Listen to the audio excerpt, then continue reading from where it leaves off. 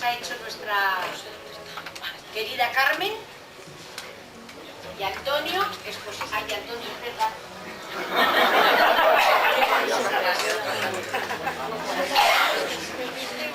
La memoria me ha borrado un espacio del psiquismo, la exposición del psiquismo. Vamos a continuar con la exposición del inicio de esta trilogía. Hoy veremos la primera parte. Esta trilogía abarca los aspectos más importantes de la psicología del humanismo universalista, y hoy vamos a ver más específicamente, después de esta exposición de la visión del psiquismo que tiene la psicología del nuevo humanismo o humanismo universalista, trataremos el espacio de representación. Este espacio de representación se encarga de posibilitar las imágenes. Sin este espacio de representación, las imágenes no pueden existir. Hoy veremos ese espacio de representación. A futuro, esperemos que no sea muy tarde, cuando continuemos estudiando, vamos a ver la parte de las imágenes con las que trabaja la conciencia, que tienen esa carga, que son elementos activos para poder elaborar y dar respuestas. Esta será la segunda parte de esta trilogía. Y la tercera parte será un poquito más de ese futuro inmediato. Veremos la transformación social y el desarrollo personal que se posibilita con esta visión del espacio de la conciencia. Haremos un pequeño encuadre, después hablaremos de la definición de ese espacio de representación, esa función del espacio de representación, este espacio de representación y los niveles de conciencia que ya nos estuvo hablando Carmen, de sueño, semisueño y vigilia, y la relación de ese espacio de representación y los valores del medio.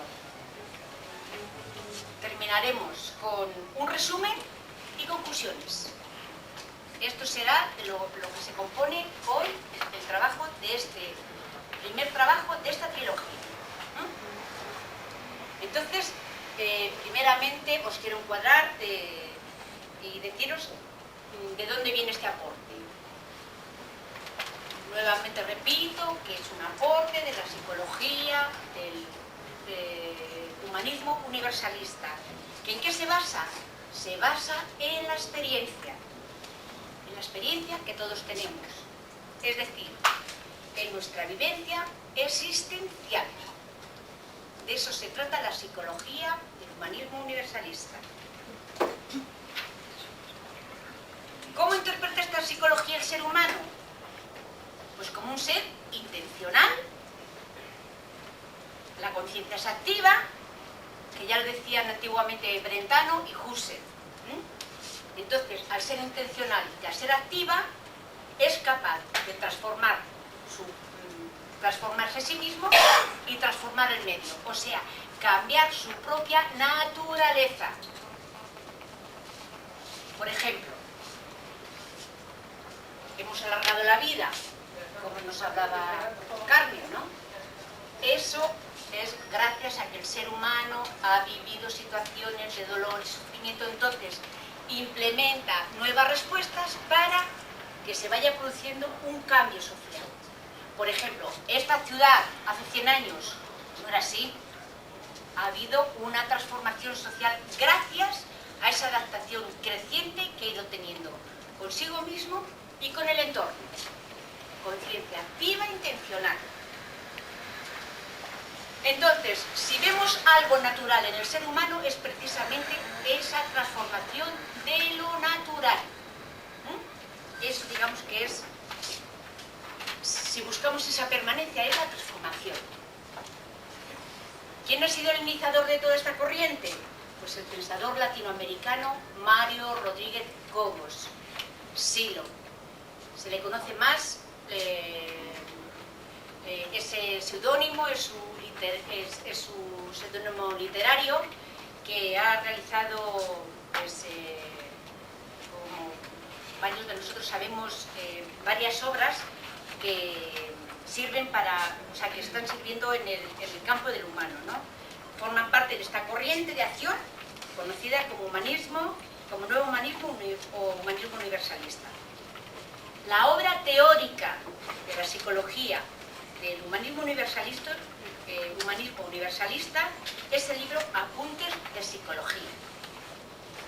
Esta consta de 4 partes que corresponden a recopilaciones de conferencias y trabajos que se hicieron, que Silo, el autor, junto a otra gente, trabajó en el año 75 en Corfú, en el 76 y 78 en Las Palmas de Gran Canarias y en el 2006 en el Parque de la Reja de Buenos Aires. Entre los aportes más llamativos de esta corriente encontramos el trabajo que hoy estamos tratando de transmitiros y trabajar con vosotros. Es el espacio de representación y la función de la imagen. ¿Qué interés nos ha movido a este equipo para producir este trabajo? Básicamente la línea que lleva todo este movimiento social, ¿no? Que es la superación del dolor y el sufrimiento. La comprensión del espacio de representación facilita el trabajo con las imágenes, y las imágenes, a su vez, permiten acción transformadora en el medio y conmigo, con uno mismo, internamente y en su entorno social. De manera que la intención es aportar y contribuir a la coherencia de los que quieran utilizar esta herramienta. Os dejo a Pojo, Héctor, para que nos siga hablando del espacio de representación y la visión del psiquismo.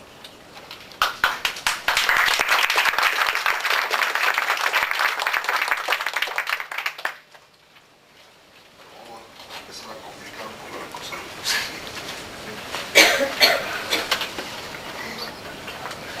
Primero, que hay que tener en cuenta es que esta funcionalidad que es el espacio de representación se corresponde, es consistente con la percepción, con la visión que nosotros tenemos de la psicología, del nuevo humanismo, de la estructura del psiquismo, que es una percepción, un armado, una concepción que no es la concepción de la psicología oficial. De modo que tampoco esta funcionalidad particular que es el espacio de representación forma parte de la psicología oficial o de las corrientes oficiales de psicología. De modo que es además el aporte más interesante que se hace desde ese punto de vista al conocimiento. La concepción integrada del psiquismo, según nos explica Javier Zorrilla en su libro Más allá de la psicoterapia, la psicología del nuevo humanismo, el psiquismo humano se presenta como un circuito integrado de aparatos, esto fue lo que nos explicaban bastante brillantemente hace un rato, que están conectados entre sí por impulsos. Conectivas son siempre impulsos. El aparato que incluye los sentidos externos e internos toma impulsos del mundo externo y también del mundo interior, del interior del cuerpo, del intracuerpo. La memoria, aquí arriba, conserva cada señal que llega desde los dos tipos de sentidos. Todo lo que llega desde los sentidos es conservado por la memoria. Por su parte, los niveles de conciencia regulan el sueño, el semisueño y la vigilia, y los centros de respuesta intelectual, emotivo, motriz, vegetativo y sexual disparan las actividades de respuesta. En esta estructura psíquica, la conciencia se concibe como un sistema central que coordina el funcionamiento de todos los aparatos merced al sistema de impulsos. Es decir, una coordinación la hace siempre enviando y recibiendo a través de los impulsos que recibe y los impulsos que envía. Los impulsos recorren todo el circuito y se van transformando y dan lugar a fenómenos de conciencia. Los sentidos están siempre en actividad, están permanentemente barriendo y registrando lo que sucede tanto en el mundo externo como en el mundo interno. ¿Dónde aparecen las imágenes? Precisamente entre la conexión entre la conciencia y los centros de realidad. Esta línea verde que vemos aquí son las imágenes las que movilizan o no movilizan a los centros de realidad. Es decir, si no fuera por el sistema de imágenes, no habría respuestas. Veamos ahora un fenómeno que son los cortocircuitos. Todas las señales que van recibiendo los sentidos externos e internos, todas las señales se dividen y van a memoria y a la conciencia, sea que ésta se encuentre en cualquiera de sus niveles de sueño, de semisueño o de vigilia. Hay impulsos que son muy débiles, subliminales, debajo del límite. Están en el límite de la percepción. Hay otros que son muy fuertes, que se hacen intolerables y entregan una percepción dolorosa.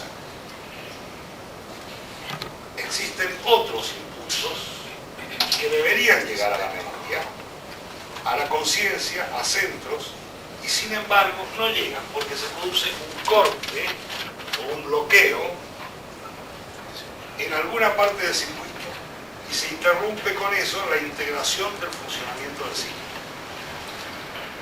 De este modo se pueden originar algunas somatizaciones, por ejemplo la mudez, la ceguera o las sorderas psicológicas. Lo mismo sucede con los impulsos que provienen del intracuerpo. Existen numerosas anestesias. Las más frecuentes son las anestesias que corresponden a los impulsos del sexo. De modo que es mucha la gente que por algún tipo de problema psíquico no detecta adecuadamente las señales que provienen de ese punto, lo cual se traduce en errores de conducta.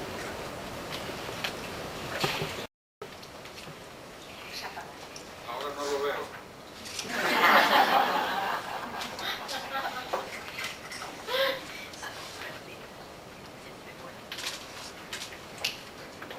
Me he pasado. No era esa la imagen que os quería trabajar. Ya podemos abrir, Es verdad, es que os quería trabajar otra imagen. Es que quería empezaros a hacer que trabajáis con la anestesia, pero no. Cerrad los ojitos. Eso sí, tranquilos que no os va a pasar nada. Como hemos estado viendo el problema de que cuando hay un cortocircuito en el cuerpo y no llegan bien las señales, vamos a empezar a observar nuestro cuerpo, buscando dónde hay tensión y dónde no tengo sensación. Comenzamos por la cabeza.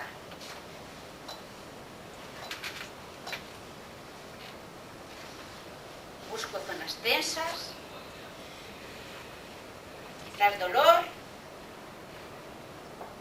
y también quizás pueda tener ausencia de sensación.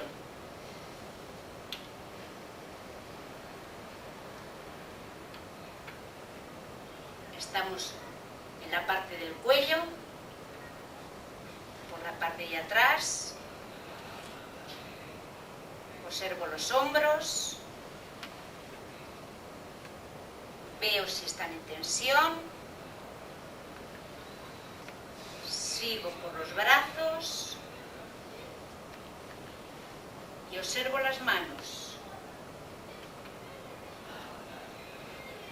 Voy viendo qué partes tengo en tensión y en cuales no tengo sensación.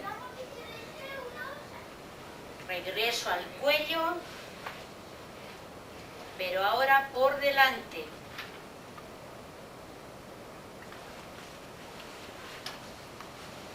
Voy bajando por el tronco, pecho, vientre, bajo vientre, siempre buscando tensiones, ausencia de sensación.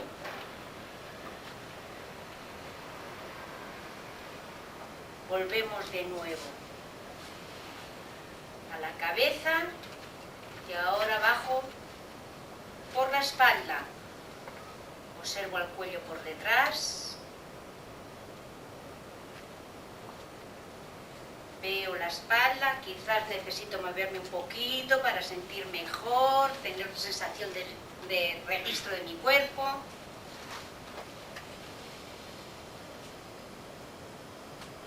Voy viendo las tensiones. Voy bajando. Observo las lumbares,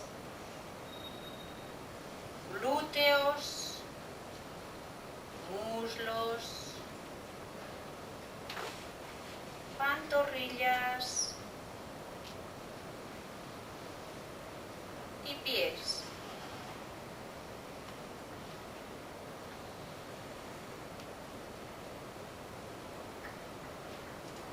Bien, pues después de observar todo esto, veo qué partes tengo en tensión, cuáles son las que no tengo sensación, lo que vimos anteriormente de los cortocircuitos. Toda señal que quede bloqueada y no llegue lógicamente a memoria, a conciencia, a centros, no existe. Podemos abrir los ojitos cuando queramos.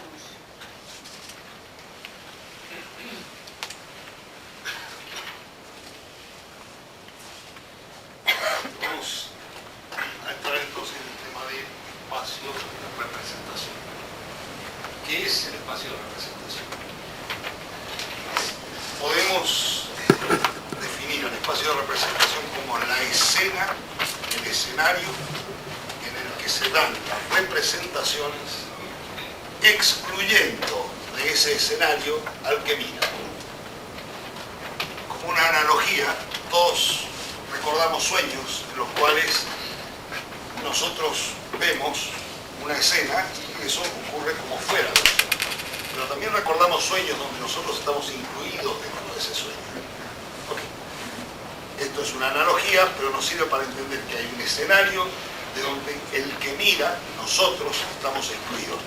Ese escenario donde se dan las representaciones es el espacio de representación. Veamos entonces qué es una representación. Aclaremos primero que una sensación, entendida como el estímulo que llega a cualquiera de mis sentidos, desde un dolor de estómago hasta un color azul o la picadura de una avispa. En realidad es una forma de hablar, es un elemento teórico, porque cuando la sensación es percibida y modificada por el sentido, esto que viene de afuera es modificado por el sentido y luego recibido por la conciencia, ahí lo que tenemos es una percepción. Ese es el momento en el que tenemos registro de la sensación, cuando se produce la percepción, cuando ha sido transformada por el psiquismo, por ese aparato que veíamos hace un ratito. Una vez que la conciencia percibe, entonces es capaz de representar. Por supuesto que puede representar no solo lo percibido, sino que puede componer cosas, pero es capaz de representarse algo que ha sido presentado en la percepción. Todos podemos en este momento representarnos un color azul o un dolor de estómago, porque tenemos registro de eso, porque hemos tenido la percepción.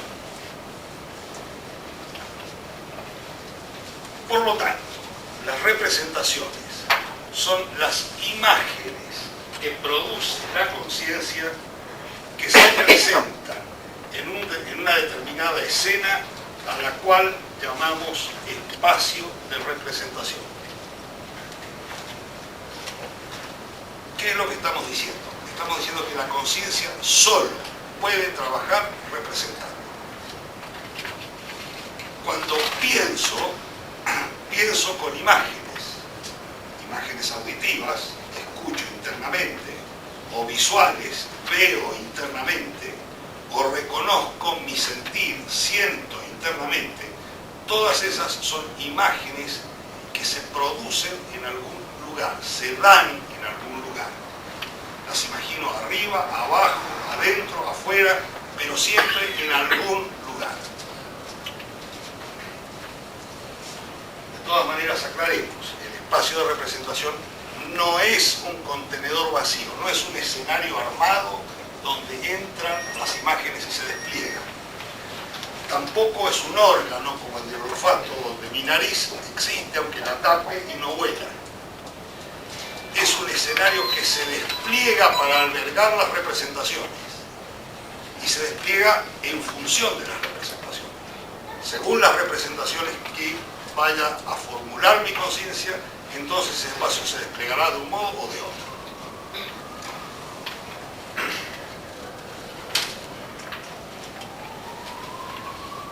Pero es parte de la naturaleza de la conciencia que cuando genera imágenes tiene que representarlas espacialmente. No puede representarlas de otra manera. La representación no puede independizarse de la espacialidad, sin afirmar por eso que la representación ocupa un espacio. Pero no puede independizarse de la espacialidad porque es espacial. Es la forma de representación espacial lo que tenemos en cuenta. Creo que hay una sangría. Ahora viene la sangría. Ahora viene la sangría.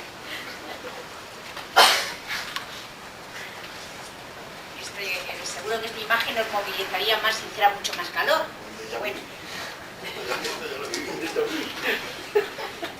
Tratar de verla. Observarla. Ahora cerrar los ojos.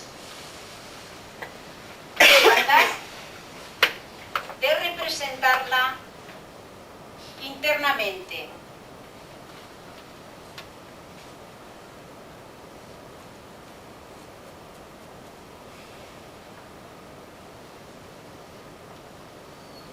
Recordemos el color que tiene esta sandía.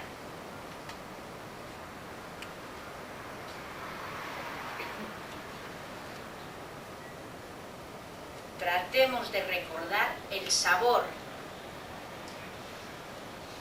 de la sandía.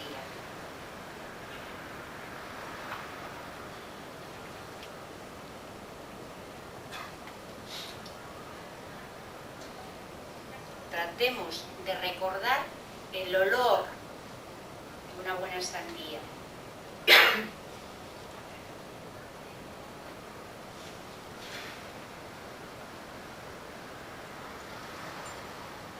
Tratemos de representar este sonido.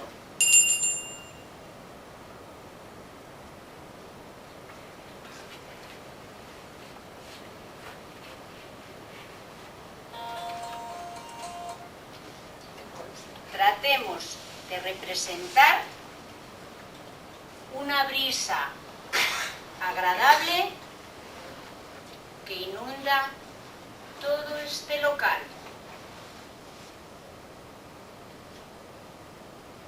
Y con esta buena sensación volvemos de nuevo a abrir los ojitos.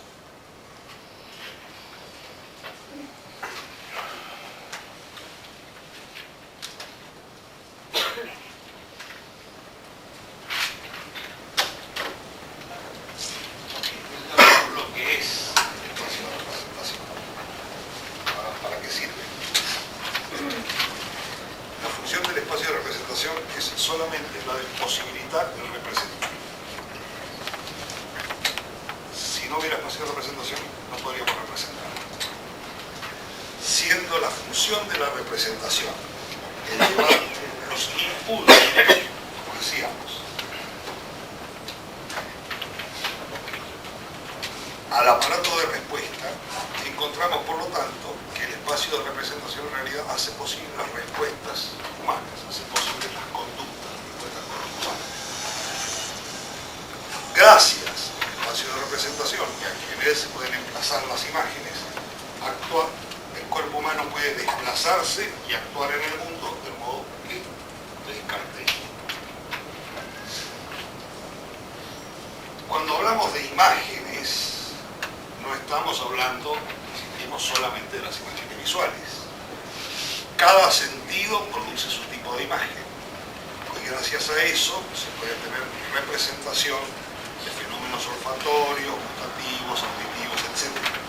Normalmente, sobre todo en este tipo de sociedad y de cultura, y con el tipo de educación que recibimos, las imágenes suelen estar asociadas a lo visual.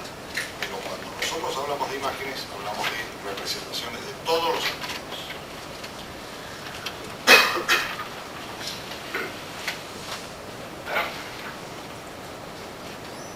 No se ha valorado suficientemente la importancia de las imágenes senestésicas, que son fundamentales porque nos dan el registro del propio cuerpo, el registro de nuestro accionar en el mundo y la posibilidad de emplazar las imágenes en espacios de representación.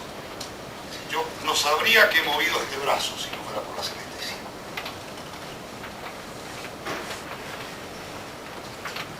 Efectivamente, la senestesia nos entrega los datos del intracuerpo, que no se refieren solamente al malestar de algún órgano, sino también a la enorme gama de tonos emotivos que acompañan a la vida y al constante caer en cuenta de lo que hacemos. Todo eso lo percibimos a través de la senestesia.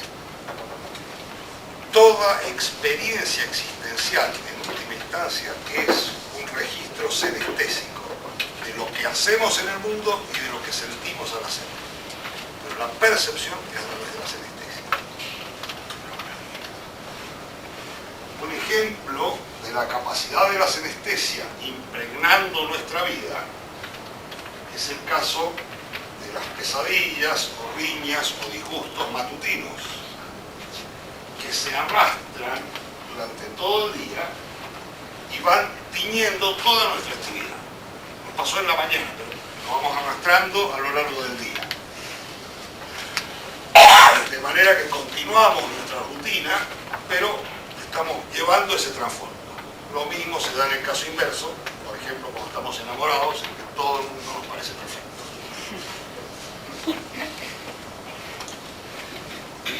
Si la función del espacio de representación es posibilitar el representar, uno se puede preguntar, ¿para qué? O dicho de otro modo, ¿qué tan importante es esto de representar? Según el lugar donde se ubican esas imágenes en el espacio de representación, se producirá un tipo de conducta u otro. Como las conductas internas o externas son vitales para la existencia, es importante saber dónde se ubican las imágenes que las producen o dónde se colocan las imágenes que las producen. No va a dar lo mismo que una imagen esté colocada en un sitio o en otro. Va a producir conductas distintas y registros distintos. En el espacio de representación hay una división que separa los espacios para las imágenes internas y las imágenes externas. Está dado por el sentido del tacto. Y cuando hablamos de tacto, no hablamos solo del tacto de la mano, sino por todo el registro de nuestro exterior de nuestro cuerpo. Todo lo que percibe mecánicamente nuestro cuerpo. Y en ese borde delgado que separa nuestro cuerpo del exterior es donde ubicamos el emplazamiento de las imágenes que son externas, imágenes que se dan en el espacio de representación, pero en la parte externa del espacio de representación, si están ubicados fuera del sentido del tacto, o hacia adentro y tenemos las imágenes internas. Si una imagen se coloca internamente, se van a movilizar conductas internas, es decir, conductas senestésicas. Si la imagen se ubica externamente, se producirán respuestas en el mundo exterior. Si está adentro, moviliza respuestas internas. Si está afuera, moviliza respuestas externas. Ejemplo. Si tengo hambre y me quedo recordando un festín que me di hace unos días, no me voy a mover para saciar el hambre, porque la imagen está emplazada internamente. Pero si tengo hambre y me imagino un bocadillo que puedo prepararme con algo que tengo en la nevera, entonces esas imágenes que están emplazadas fuera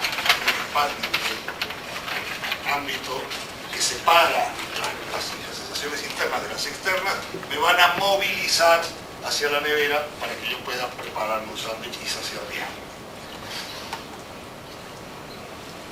Si veo, por ejemplo, un avispero y no lo conecto con un registro que haya tenido de una picadura de avispa, simplemente lo voy a considerar un peligro teórico y no me voy a movilizar, porque no hay registro. Digamos, en mi tierra hay un dicho que dice que el que se quema con leche ve a la vaca y llora. O sea, hay un registro fuera. Si veo el avispero y rescato el recuerdo senestésico del dolor de la picadura, seguramente va a producirse una movilización exterior y voy a salir de la situación de riesgo. Si veo a alguien que sufre afuera y lo veo como un extraño, lo veo como si fuera una foto, no voy a moverme a solucionar su problema. Pero si veo a ese alguien y en cambio puedo percibir internamente, empáticamente, registrar ese dolor o ese sufrimiento del otro como mío, seguramente se va a producir una movilización hacia solucionar su problema, porque el registro ahora es mío. Bien, entonces, con Manuel, que nos va a entretener un poquito más. Vale. A mí me toca ver la parte de representación y los niveles de conciencia. Si nos recordamos lo que dijo Mari Carmen sobre los niveles de conciencia y lo que ha dicho un poco sobre el espacio de representación, ¿yo para qué estoy aquí? Entonces, lo que puedo hacer es como breve resumen. El espacio de representación, dependiendo del nivel en que nos encontremos, va a sufrir variaciones. Pero vamos a hacer algo práctico. Los invito a cerrar los ojos.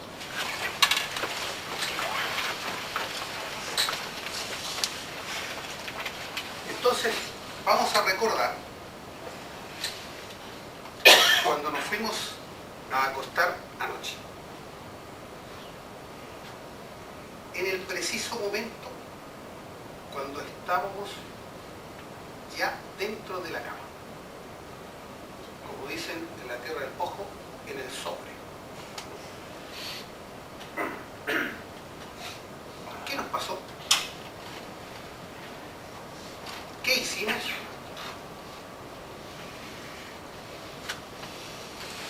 En esos momentos, hasta que ya no nos acordamos de nada.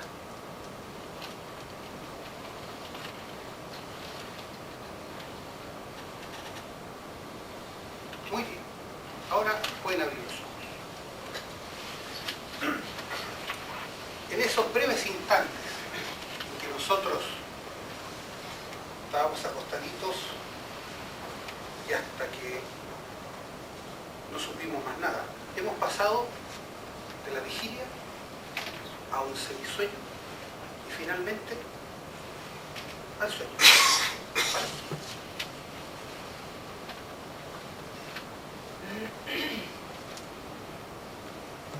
Cuando nos despertamos en la mañana, sucede eso mismo, pero al revés. Estamos en el sueño, algunos van poco a poco y durante mucho rato en un estado semisueño, hasta que por alguna razón despiertan. Y hay otros que estando muy bien dormiditos profundamente, apenas suena el despertador, apenas suena lo que suena, ¡paf! Saltan como un gato y ya están listos. El espacio de representación va a ir variando. El sueño, semisueño, a la vigilia. Va a variar. Y nosotros, el emplazamiento nuestro dentro de ese espacio, también va a variar. Vamos a ver en detalle esto. En el sueño. A ver, ¿qué pasa en el sueño? Obviamente habrá alguien, cualquiera, que me diga, y yo qué sé qué me pasa en el sueño, yo estoy durmiendo. Pero en el sueño pasan cosas. Por ejemplo, soñamos. Eso ya lo dijo Ricardo. Y bueno, ¿y qué soñamos? Pues soñamos muchas cosas. Las cosas que nos pasaron en el día, cosas que pasaron antes, días anteriores.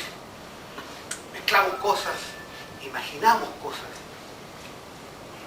Y bueno, eso es lo que pasa en los sueños. Y también pasa en el sueño, pero lo venimos a registrar cuando despertamos, que nos sentimos alegres, nos sentimos descansados. Algo más ha pasado en el sueño. A todo esto que registramos le llamamos actividad interna de la senestesia. Y el trabajo que se hace durante el sueño es el de archivar los datos de memoria. Durante todo el día nosotros estamos haciendo cosas y va pasando cosas y vamos recibiendo estímulos, como explicaba Héctor, y esos estímulos, una vez que los registramos, pasan inmediatamente, queda un registro en memoria. Es como la policía. Usted hace algo, ¡pum! Ahí va. Y va todo registrado acá adentro. Y obviamente durante el sueño, el curro que se mete en la senestesia es ir archivando la memoria, todo. Pum, pum, pum. ¿Qué más hace? La memoria. ¿Qué se hace en el sueño? Se descargan tensiones y se descansa. Ese alivio, ¿cierto?, de la mañana. Y además de eso, viene el alivio más grande, se integran contenidos. Estas cositas que se hacen. Si nos preguntamos cómo ha sido posible realizar esa integración o esos descubrimientos que aparecen, hay una explicación técnica. El espacio de representación tiene capas para ubicar las imágenes que corresponden al exterior o al interior de nuestro cuerpo. Existe una suerte de frontera dada por como decía Héctor, la sensación del tacto. De manera que del tacto hacia adentro ubicamos las imágenes internas y del tacto hacia afuera las externas. Así la senestesia es la que está a plena actividad trabajando con esos contenidos de memoria. En el sueño, obviamente, la profundidad interna de este espacio de representación se agranda internamente, mientras que hacia afuera se hace muy pequeñito. Y espacialmente, el espacio de representación se ha ubicado interiormente. Así la senestesia es la que está a plena actividad trabajando con las emociones y los estados de ánimo. ¿Vale? Vamos a ver qué pasa en el semisueño. Ese estado intermedio, ¿cierto?, entre el sueño profundo y la vigilia. Hay dos posibilidades con el semisueño. Puede ser un semisueño activo, que está como más cercano a la vigilia, y un semisueño pasivo, que está obviamente más cercano al sueño. ¿Ya? Espacialmente, el espacio de representación estaría en ambos lados de esa frontera táctil que mencionábamos antes, en una especie de equilibrio. Vamos a ver entonces. Los invito a que volvamos a cerrar los ojos.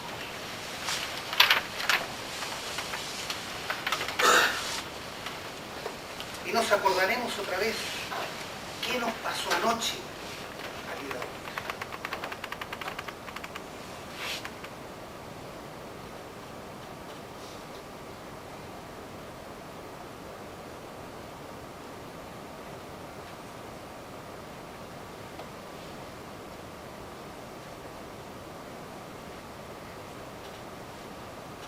Y vamos a acordarnos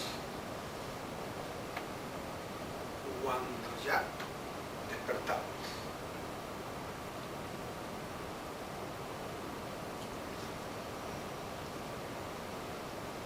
Muy bien, podemos abrir los ojos.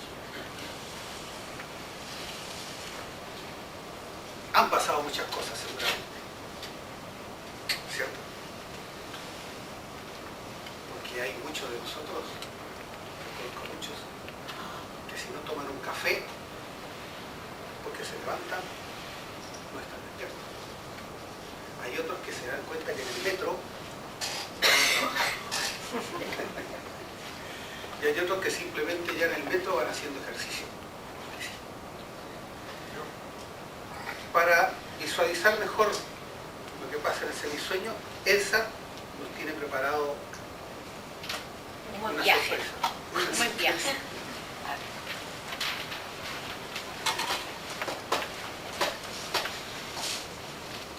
Que es, vamos a hacer una meditación dinámica, ¿sí? Efectivamente se llama el viaje. Vamos a cerrar los ojitos. De nuevo. Hago una respiración profunda. Suelto.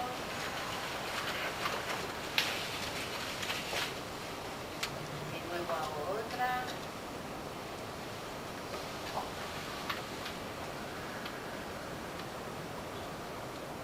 Hago otra para facilitar que las tensiones internas se distiendan un poquito para entrar como un estado un poquito de sueño activo. Y ahora empiezo a imaginarme que estoy en la cumbre de una montaña.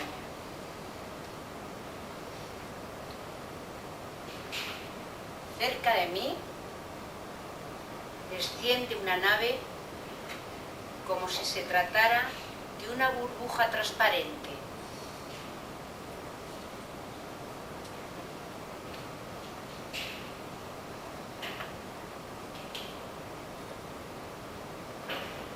Entro en ella y partimos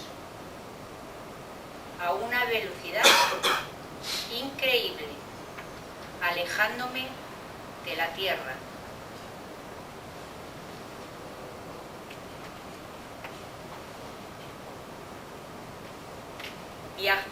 Viajamos hacia un punto brillante que se agranda rápidamente.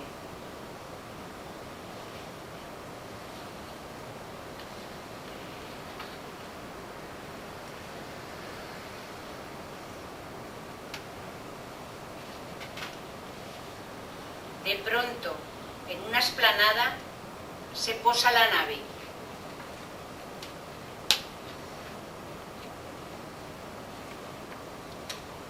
Desciendo. Se me acerca una figura humana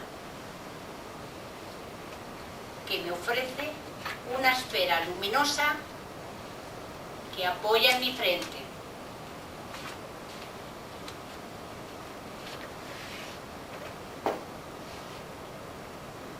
Recibo de esa esfera energía,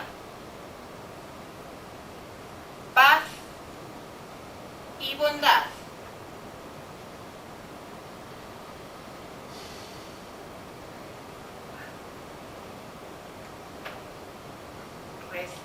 paso de esa energía, de esa esfera, energía, paz y bondad.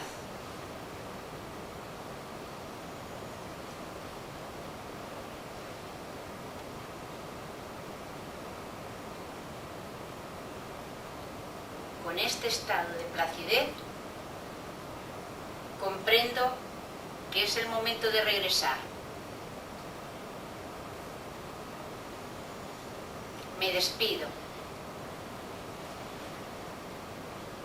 Suavemente, poco a poco, voy emprendiendo la vuelta de regreso. De nuevo la explanada.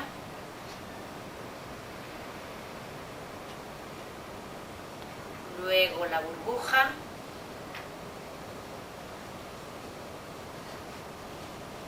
Voy descendiendo y lo hago cerca de mi casa, con la sensación de que es posible renovarme internamente y adquirir una nueva y entusiasta dirección en la vida.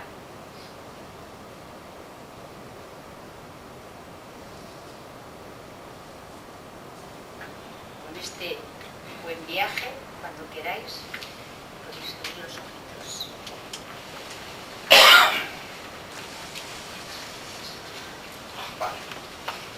En este nivel de semisueño, fuertemente influenciable, se da por excelencia el soñar despierto. Y precisamente en este nivel intermedio se tiene acceso a dramatizaciones con dirección. Estas dramatizaciones son las que posibilitan la transformación de climas afectivos mencionados anteriormente. Vale. Ahora vamos a vigilia. En este nivel es cuando desarrollamos la mayor parte de nuestra actividad hacia afuera, permitiendo que la conciencia trabaje con los estímulos que vienen mayoritariamente del exterior, también del interior. Podemos en este estado abstraer, sacar conclusiones, generalizamos a partir de ejemplos, podemos hacer crítica, sabemos lo que nos gusta, lo que nos gusta, y finalmente autocriticar, cosa poco usual. Como tenemos más puntos de referencia, disminuye mucho la sugestión. Se puede estar en vigilia de un modo atento, como cuando nos damos cuenta de un lindo día, pero también se puede estar en un tono alterado. Espacialmente, podemos decir que en vigilia la profundidad del espacio de representación, posibilitando así nuestra acción en el mundo externo. En cambio, la profundidad del espacio desde el nivel táctil hacia adentro disminuye. De esa manera se amortiguan los registros internos. Ya no somos tan influenciables desde dentro. En este nivel podemos ver los estímulos externos desde nosotros con claridad, gracias a que el límite táctil está muy definido. Pero también nos podemos ver desde afuera,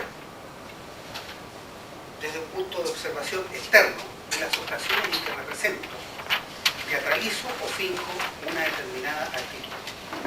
Esta última mirada me permite regular, controlar o modificar mi proceder. Ese es todo.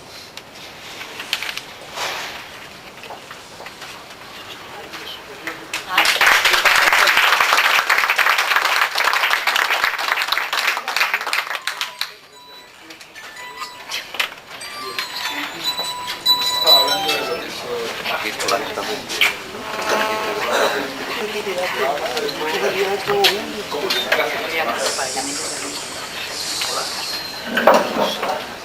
que hemos visto que las imágenes se pueden colocar externamente dentro siempre del espacio de representación.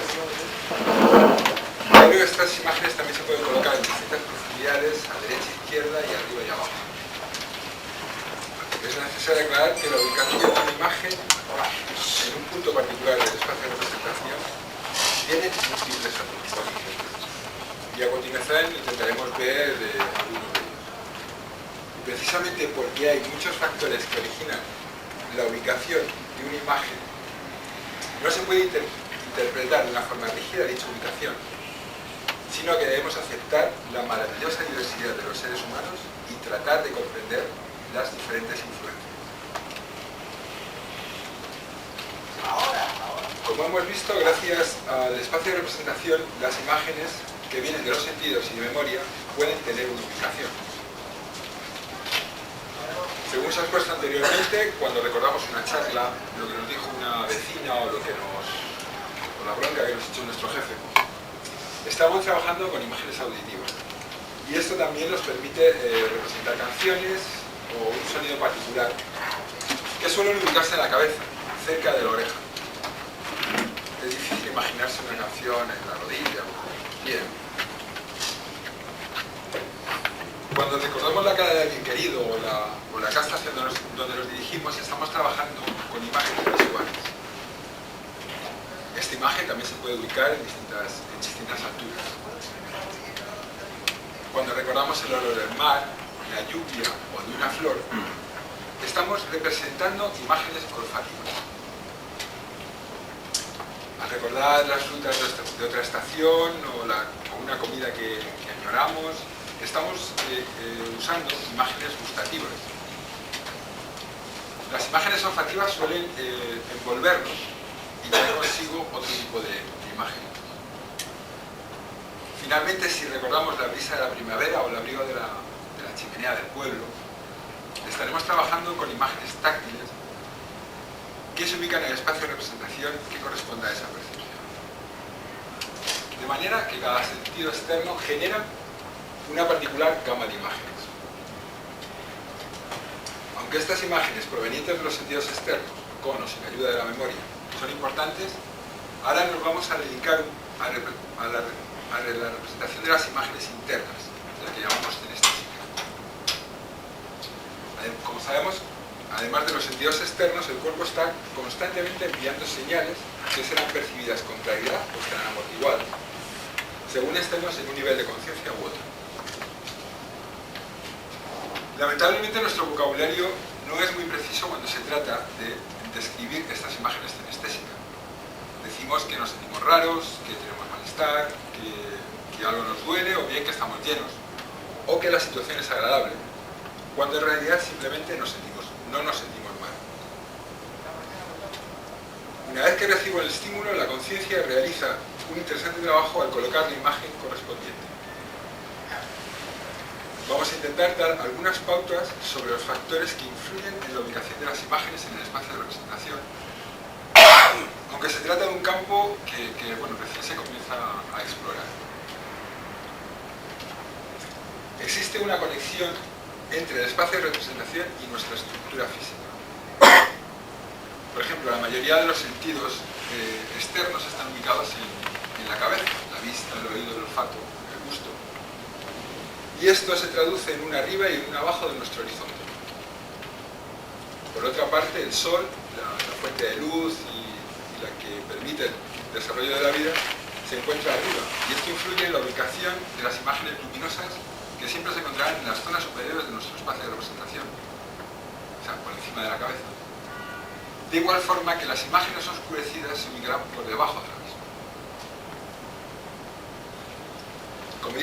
Como dice Sylvia Swindon, también el cuerpo tiene la parte superior de la cabeza, con ideas, aspiraciones, inteligencia y la dominación de animales más grandes y más poderosos, pero menos listos. Nuestros ojos y oídos, nuestra principal conexión con el mundo, también se encuentran en la parte superior. En el otro extremo encontramos el sexo y las funciones mecánicas, como caminar, etc., etc. Sería interesante imaginar cómo sería nuestra visión del mundo si nuestros ojos estuvieran ubicados en la punta del dedo gordo del pie.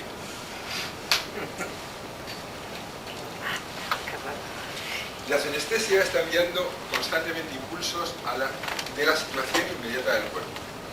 Es decir, si tenemos un órgano enfermo o bien si tenemos un sistema trabajando en exceso, Estas situaciones se traducen en imágenes que inicialmente son cenestésicas, pero en un segundo momento se puede traducir en imágenes de otro tipo, dependiendo del nivel de conciencia.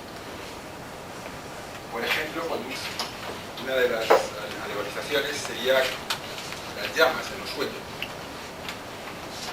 o bien las brumas y los vapores que se sienten cuando uno está resfriado. La cenestesia está influenciada por la cultura en la que vivimos. Las creencias y valores que nos inculcaron durante nuestra etapa formativa fueron generando determinadas actitudes, tensiones y relajación. Por ejemplo, si me he criado en un medio autoritario, rígido, seguramente me habrán enseñado a caminar derecho, a sentarme en la mesa correctamente y así siguiendo. Por otra parte, si me he criado en un medio un poco más flexible, me podría sentar a la mesa sin zapatos o sin camisa y no habría ningún problema. Estas actitudes, tensiones o distensiones han terminado siendo para mí normales y forman parte de mi vida, actuando como copresencias, es decir, influencia. Esta sensibilidad, que para cada uno es normal, se traducen en estímulos cinestésicos que a su vez se traducen en imágenes ubicadas en diferentes alturas y profundidades del espacio. Así tenemos el caso de imágenes rígidas o flexibles, según sea el caso. Las experiencias biográficas y la correspondiente respuesta que el individuo toma frente a ellas también van generando una particular red de tensiones internas. Esto incluye posturas, tensiones crónicas, experiencia de bienestar o contradicción que afectan determinadas zonas corporales. Por ejemplo, frente a una agresión, una persona puede retroceder, encorvarse, apretar los codos al cuerpo y otra puede envalentonarse, respirar alto, sacar pecho y agredir a alguien. Es muy común el caso de las anestesias en ciertas zonas, como por ejemplo la espalda y en ocasiones el sexo, generadas como defensa frente al sufrimiento. Todo esto nos indica que internamente se están traduciendo estos impulsos o bien estos bloqueos de imágenes. Todas estas tensiones, traducidas en imágenes cinestésicas, se ubican en diferentes puntos del espacio de representación y actúan como copresencia. Respecto a los tiempos de conciencia, podemos decir que inicialmente las imágenes del pasado se emplazan en la parte de atrás, tomando como referencia al rostro donde se ubican nuestros órganos de los sentidos. A veces se registra que uno busca y trae imágenes hacia adelante. En ocasiones, las imágenes del pasado también se emplazan en la parte baja del espacio de representación. Tal es el caso de las representaciones correspondientes a las raíces de una persona o pueblo. En general, las imágenes del futuro se ubican adelante y arriba. Cuando uno quiere traer al presente dichas imágenes, se acerca al nivel de nuestros ojos. Estas representaciones pueden ser de todo tipo, difusas, claras, expresivas, liberadoras, etc. Al aproximarse al límite superior del espacio de representación se suelen dar fenómenos de luz o iluminación de todo el espacio. Y las imágenes correspondientes al presente se ubican en el centro, también denominado plano medio. Bueno, haciendo una pequeña digresión, podemos decir que desde antiguo se ha pretendido interpretar y comprender algunos de estos mecanismos. En ocasiones han surgido respuestas que son aceptadas por una cultura o grupo humano, pero no por todos. Por otra parte, como la cenestesia produce imágenes que influyen a la conciencia, es razonable y tentador estudiar el camino inverso. Cómo la conciencia podría influir en la cenestesia a través de determinadas imágenes. Esta posibilidad abre numerosas puertas en el campo de la salud y existen algunos intentos actuales de desarrollo. No es nuestro interés en este trabajo avanzar en estos sentidos, pero parece conveniente advertir que desde la visión del humanismo universalista, la interrelación conciencia-imagen-cenestesia admite las infinitas posibilidades de la intención. Es precisamente la maravillosa libertad de la conciencia humana la que dificulta esta exploración, porque la conciencia traduce y representa basada en los elementos que mencionamos arriba, traducciones físicas, geografía, cultura y decisiones de esa especial subjetividad. De manera que las traducciones de un ser humano no se pueden aplicar a otro, y sería una ingenuidad cosificante pretender interpretar o imponer un sistema de imágenes a otro. Ya los dejo por Angélica Soler, que va a hablar de reversión.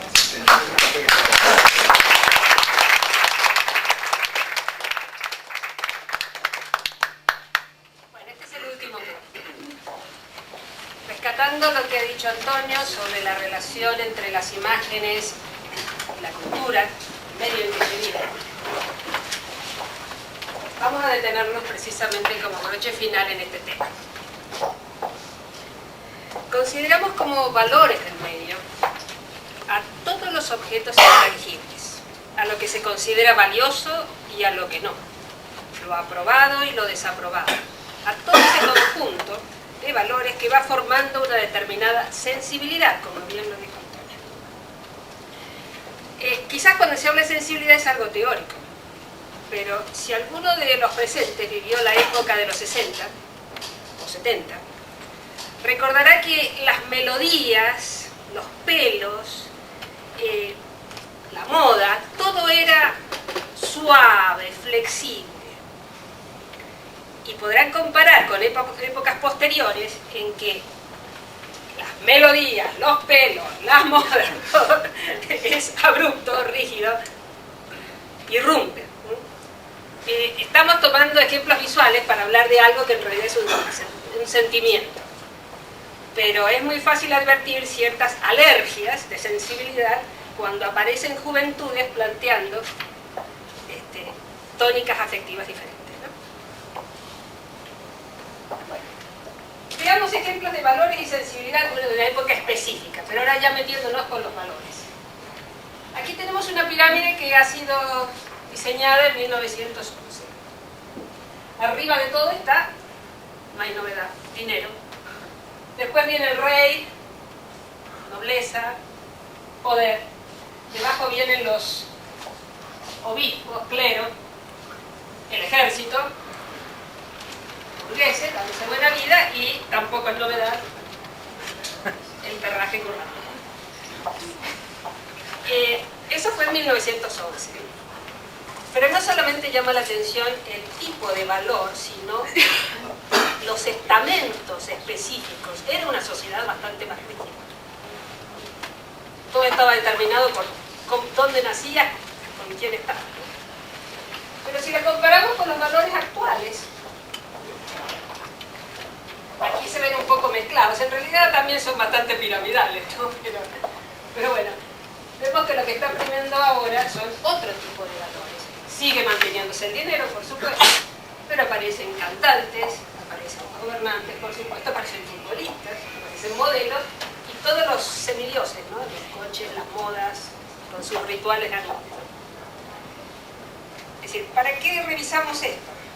Porque la sensibilidad de la época de formación continúa actuando, aunque rechacemos, aunque hayamos tirado piedras contra esos valores de la infancia. Cuando Mamen estaba hablando de los campos de presencia y copresencia, decía que la conciencia tiene algo como lo importante y lo demás está a su alrededor. Pues lo que está a su alrededor, en este mismo momento, algunos me estáis escuchando, campo de presencia.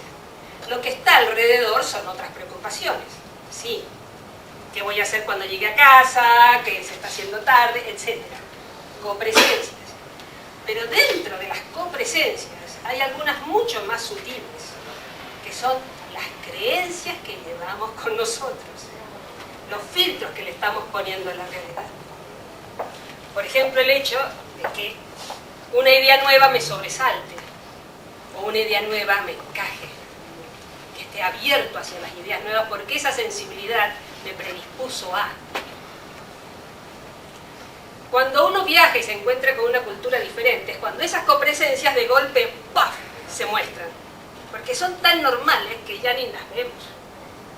Pero si uno viaja a una cultura diferente y de golpe aparece, ¡epa!, que no se come con las manos. Pues ahí sí se come. O que está todo oscuro y no hay una puta luz. Esto es peligroso. Pues no, ahí no es peligroso. Pero es necesitamos cambiar como de escenario para descubrir copresencias. Esas copresencias siguen actuando. Y para todo aquel que está intentando transformar el mundo y transformarse a sí mismo, el mínimo paso que necesita dar es saber qué tipo de copresencias lo vienen acompañando durante su vida y cuáles necesita transformar o fortalecer. Bien.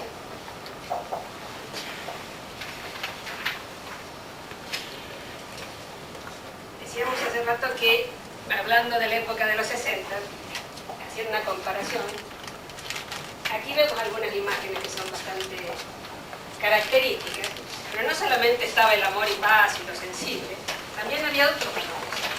Por ejemplo, la rebelión, la osadía y sobre todo la unión. Entonces, un ejemplo muy concreto de sensibilidad diferente es que alguien que vivió esta época ante un problema social, por ejemplo, el problema hipotecario, la respuesta que da es: bueno, pero por lo menos somos muchos. Si somos muchos, el gobierno tendrá que hacer algo. En cambio, su hijo, que está criado con otra sensibilidad totalmente distinta, en una sociedad totalmente fragmentada, donde cada cual intenta salvarse por sí mismo, ante un problema social dice: sí, me tocó la crisis hipotecaria y como somos muchos, estoy frito. Se ven las actitudes diferentes. Pues bien, todo esto viene a colación de que en este momento social, cultural, hay una cultura que está tratando de imponerse. Entonces, conviene que revisemos qué tipo de valores se están imponiendo hoy día, no solamente a su propia gente, sino a muchos otros países. Nosotros encontramos que en el momento actual está arriba el dinero, los ídolos pop, el cine, los millonarios, los atributos de todo ese mundo del dinero, como coches, arquitectura, etc. En pocas palabras, se habla de éxito, de dinero, de éxito. Y en pocas palabras, es una pobreza de valores atroz. Pero es la que estamos viendo y la que necesitamos transformar. Y aquí enlazamos con el tema de esta charla, que era la imagen como transformadora de la violencia, que ya lo dio a entender Mamen cuando hablaba de la contradicción, las imágenes disparadas en diferentes sentidos, cognitivas, coherentes, viendo la violencia. Lamentablemente, la respuesta de cómo la imagen transforma la violencia la vamos a tener que dar en la segunda parte, porque veamos lo que hemos dicho. Primero tuvimos un encuadre, gracias a Elsa, que nos dijo de dónde venía todo esto, de dónde viene la psicología del nuevo humanismo o humanista universalista. No confundir con humanista tradicional, porque esa es una corriente de psicología, una escuela de psicología, más bien dicho, que viene de la época de los 60 americana, con la cual hay mucha afinidad, pero en otras cosas no. Revisamos la visión del psiquismo que ya nos habían regalado el otro equipo, pero la vimos brevemente. Se definió el espacio de representación, que gracias a esa visión del psiquismo, como una conciencia intencional, activa, el espacio de representación era entonces la forma espacial de trabajar la conciencia, produciendo esa escena para las imágenes. Su función, por lo tanto, era representar, posibilitar la representación. Manuel nos habló de los diferentes niveles de conciencia, donde en el sueño profundo la parte interna crecía y la externa era pequeñita. En el semisueño estaban equilibrados y en la vigilia entonces crecía la parte externa, posibilitando la transformación del mundo. Entonces Antonio nos habló de los emplazamientos de la imagen en el espacio de representación. Nos dijo que podía estar arriba, abajo, desde el pasado hacia el futuro, traduciéndose en estesias, ordenando según el horizonte que da la senestesia, etc. Y finalmente yo les he hablado de la relación con los niveles del medio. Pero ¿cómo es que las imágenes cambian el mundo? ¿Cómo es que se pueden enfrentar a la violencia? ¿Cómo es que, si bien nos dieron un esbozo, si yo no tengo una imagen senestésica del sufrimiento del otro, por más que tenga imágenes externas muy claras, no me voy a mover a solucionar el sufrimiento del otro. Por más que yo sepa muy bien que tengo todos los ingredientes en el frigo, no me voy a preparar el bocadillo si no conecto con el hambre que siento. ¿Cómo es que se necesita esa coherencia de imágenes senestésicas e imágenes externas para producir la acción? ¿Dónde pegan las imágenes para producir la acción? ¿En qué centro y de qué manera? ¿Cómo es ese mecanismo? ¿Cómo es que puedo dejar de ser esclavo del pasado y seguir rumiando las mismas cosas que vengo rumiando toda una vida? ¿Cómo es que puedo transformar esas imágenes? ¿Cómo me puedo proyectar hacia el futuro? No se pierda el siguiente capítulo. La segunda parte de la trilogía, lo siento mucho.